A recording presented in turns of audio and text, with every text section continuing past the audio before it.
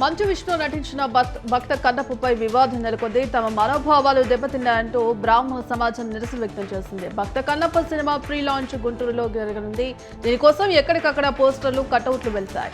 అయితే cinema release కి ముందే ఇలా ఆరోపణలు వెలువెత్తడంపై మంచు విష్ణు అభిమానులు ఆగ్రహం వ్యక్తం చేస్తుంటే బ్రాహ్మణులు మాత్రం ఆందోళన చేస్తున్నారు.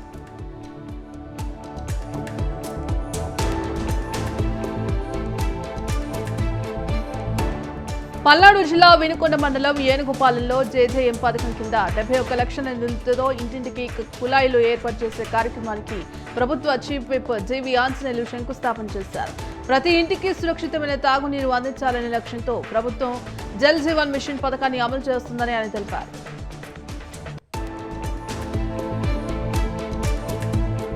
గ్రామీణ ప్రాంతాల్లో ప్రాథమిక విద్యా బలోపేతానికి కృషి చేస్తున్నట్లు గ్రామీణ విద్యా జ్యోతి భరత్ తెలిపింది.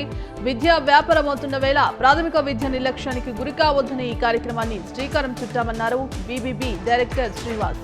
ఇక సోమాజిగూడ ప్రెస్ క్లబ్ లో ఏర్పాటు చేసిన సమావేశంలో ఆయన ఈ వ్యాఖ్యలు చేశారు.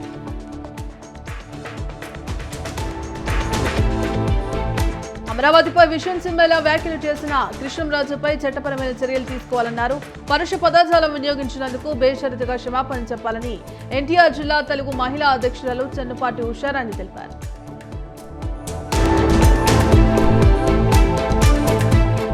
కడప జిల్లా జమ్మలమడుగు మద్దనూరు రోడ్లోని పెన్నా నదిలో ఈతకు వెళ్లి తండ్రి మనోహర్ కుమారుడు జోయల్ గల్లంతయ్యారు.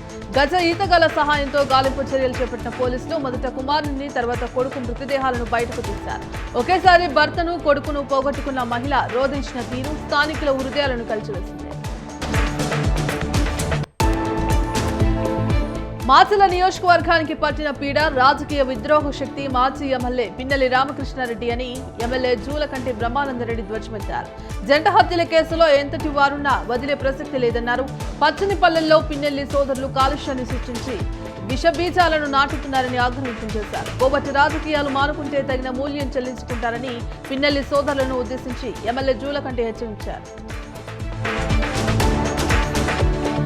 అమరావతిపై ఇష్టం వచ్చినట్టు మాట్లాడితే ఊరుకునేది లేదని హెచ్చరించారు. గురజాల ఎమ్మెల్యే ఎరపతినేని శ్రీనివాసరావు ఆంధ్రప్రదేశ్ రాజధాని అమరావతి వేష రాజధాని అని చెప్పి ఓ ఛానల్ వ్యాఖ్యలు చేసిందన్నారు. ఇప్పటికైనా బుద్ధి మార్చుకోకపోతే తగిన బుద్ధి చెప్తామని హెచ్చరించారు. బక్రీద్ సందర్భంగా వధించిన ఆవుల, ఎద్దుల కబేలాలను బహిర్గత ప్రదేశంలో పడేస్తుండగా పట్టుకుని దేహశుద్ధి చేసి ఉప్పల్ పోలీసులకు అప్పగించారు స్థానికులు. కాంగ్రెస్ ప్రభుత్వం అధికారులపై మండిపడ్డారు. సంఘటన స్థలానికి చేరుకున్న హిందువులు, బీజేపీ శ్రేణులు జై శ్రీరామ్ అంటూ ఆందోళన చేశారు.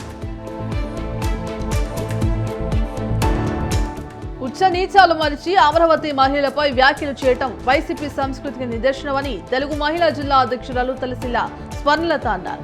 అవనిగడ్డలోని ఎమ్మెల్యే కార్యాలయంలో ఆమె మాట్లాడారు. రాజధానిపై వైసీపీ ఛానల్ ముసుగులో వ్యాఖ్యలు చేయడం కేవలం సైకో జగన్ ప్రోత్సాహంతోనే జరిగిందని ఆగ్రహం వ్యక్తం చేశారు. జోగులాంబ జిల్లాలో ఇథనాల్ ఫ్యాక్టరీని ప్రారంభించి ప్రజలను రెచ్చగొట్టి కూల్చేలా చేయడం ఎంతవరకు సమంజసమని పార్లమెంటు సభ్యులు ఆర్ కృష్ణయ్య మండిపడ్డారు. బయోడీజిల్తో ప్రజలకు మేలే కానీ నష్టం ఉండదని చెప్పారు.